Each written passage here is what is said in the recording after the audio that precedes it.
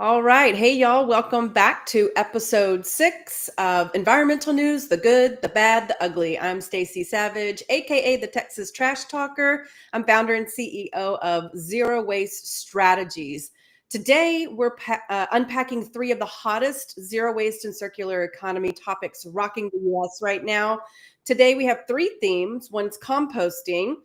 Another one is restaurant food waste, and then circular economy innovations. So, for each theme that I list off, we'll hit you with a good story to celebrate, a bad story that shows that we've got some work to do, and then an ugly story that we should all find unacceptable. I'll also going to end this episode with some actionable steps that you can take at work and at home. Also, stick around for a free checklist download at the end where you'll get 9 actionable steps that you can use at work, at home, even in your city. So buckle up and let's dive in. So for theme 1, composting, the good is NYC's curbside composting program. So back in April 2025, New York City rolled out a mandatory curbside composting across all 5 boroughs, equipping 8 million residents with bins for food waste and yard waste. Now, after a year of education, fines have now started being levied by the local government, which will ensure true accountability and that folks are using these programs correctly. Here's why it matters. It's the largest municipal organics program in U.S. history, and it's proving that large-scale composting works when policy, funding, and outreach all align. So the bad for this theme of composting, the bad story is plastic contamination at compost facilities. So a 2025 U.S. Composting Council survey shows up to 30% of incoming compost feedstock. So this would be like your fruit and vegetable peels, any coffee grounds, avocado pods, all those little food waste items that you put in your compost bin, maybe even yard waste like grass clippings and tree trimmings. Those are coming into the compost facilities, and they are contaminated by single-use plastics like bags and utensils. And there's also misleading biodegradable products out there as well that are making their way into these compost bins. So compost facilities are really kind of forced now to landfill or manually sort all this junk out because it really causes rising costs, and it honestly erodes public trust in these composting programs. Now, for this theme of composting, here's the ugly story. PFAS and microplastics in finished compost. So there have been statewide tests in California, Maine, and Washington. They have discovered that microplastic fragments and PFAS, which we usually refer to as kind of those forever chemicals, they're being found in commercial compost, meaning the bags of compost that you might buy at a local home improvement store for your own home garden. So microplastics and PFAS are toxins, and when they enter soils and crops, it turns compost, which would normally be considered a soil healing product or an amendment to the soils, into a potential health hazard.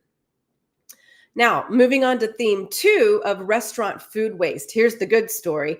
Starbucks has joined the U.S. Food Waste Pact. In February of this year, 2025, Starbucks joined the U.S. Food Waste Pact, which is a national initiative co-led by ReFed and the World Wildlife Fund. And this agreement, this pact, helps restaurants and food retailers remove waste using kind of a framework called Target, Measure, Act. And now Starbucks is committing to measuring and publicly reporting their food waste, implement in-store reduction strategies, and expand food donation and rescue partnerships. With thousands of stores nationwide, even small changes like this, like more accurate food ordering whenever they're managers order food, or even donating surplus foods to nonprofits for needy communities. Even small changes like this could prevent millions of pounds of food waste annually. And when a major player like Starbucks steps up like this, it really signals to the rest of the industry that fighting food waste isn't just good ethics, it's really good business as well. For restaurant food waste under the bad category, here's a news story for you. Small restaurants are actually struggling to go green.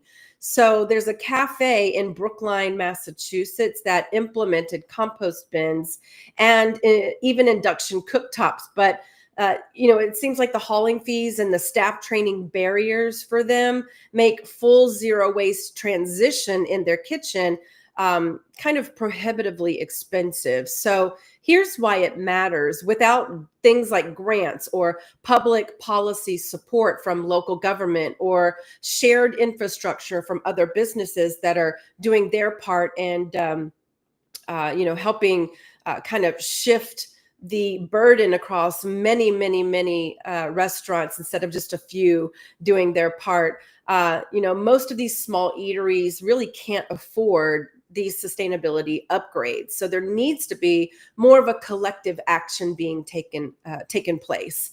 So in this same category of restaurant food waste, the ugly story is Walmart's produce and their plants are hitting the trash.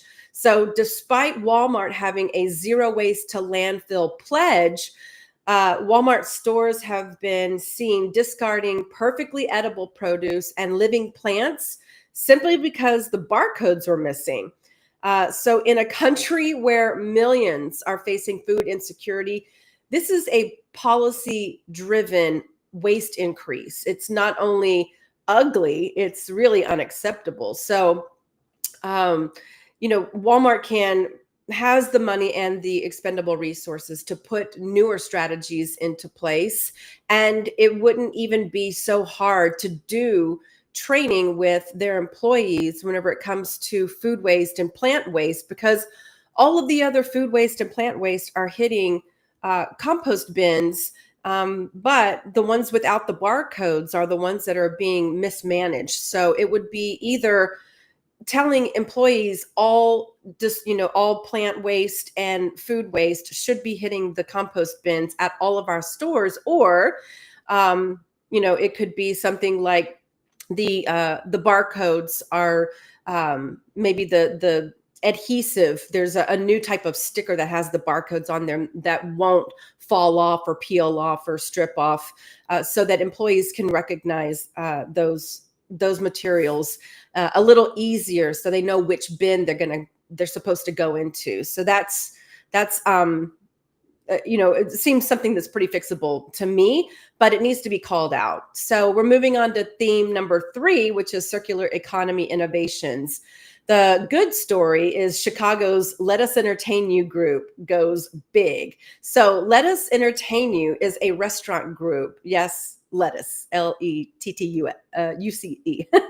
Let Us Entertain You is a restaurant group in the Chicago area that has eliminated single-use plastics.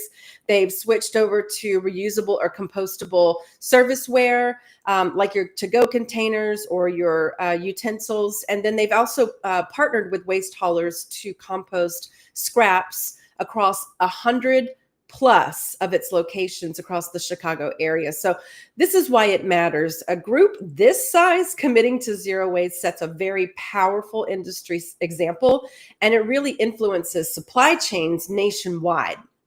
The bad story here is Divert Inc.'s food to energy plants have stalled. So Divert Inc., which converts unsold grocery food into biogas and compost, they're actually facing zoning and permitting and community pushback issues in key markets like California and Texas. So even breakthrough technologies can't scale without political will and local cooperation. So the ugly in this category, in this theme of circular innovations is small town composting programs that are being abandoned. So what happened here? In several smaller US towns and even some New York City buildings, remember we already talked about NYC having a citywide composting mandate where households and such need to compost. So even in some NYC buildings, the compost bins have been removed. Homeowner associations have actually banned these types of bins across the country. And then some communities are facing theft of these bins or even low participation rates. And this has really led municipalities to kind of quietly ditch these programs. But without enforcement or education or community buy-in, these grassroots zero waste initiatives just kind of collapse on themselves. And that erodes the momentum and public confidence.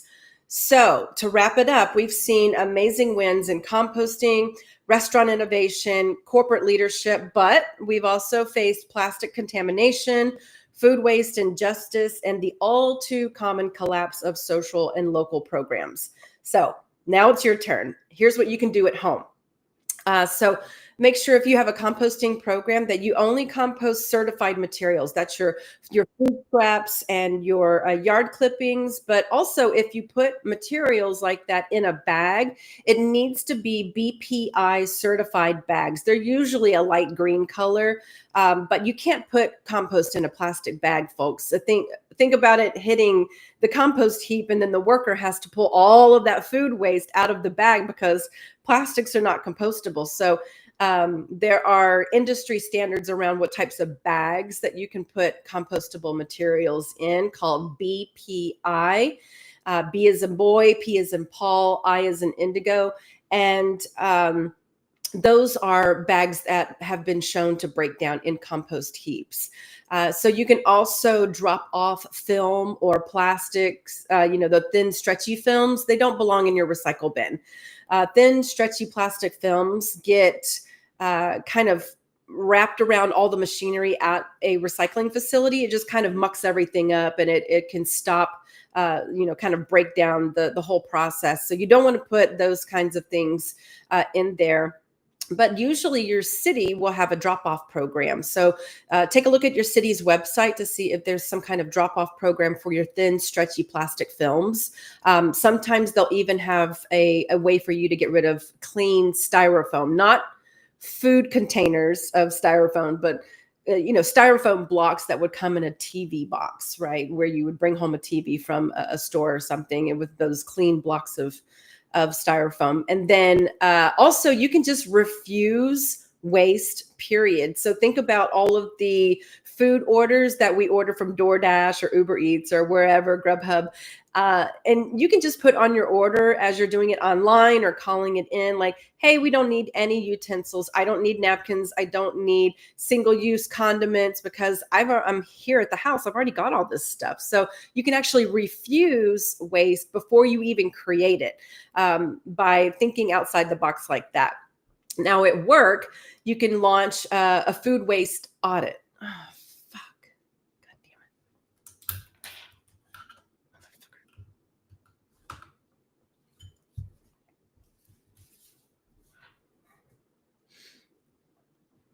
Oh, sorry, my my screen went bare or went black. So at home, you can launch a food waste audit. You make sure your employees are fully educated on recycling programs, or ensure your company's cafeteria has a legal food donation program in place. Now, if you want to talk to your local city, your municipality, you can push for stronger labeling laws. You can talk to them about what they're doing to keep PFAS, those forever chemicals, out of the waste stream, or maybe they're working on a ban altogether for PFAS. And make sure that maybe all residents and businesses have equal access or equitable access to recycling and composting programs in your neighborhood. I know here in the Austin area, we had we were able to roll out a curbside composting program that gave single family homes that third bin, so trash, recycling, and composting.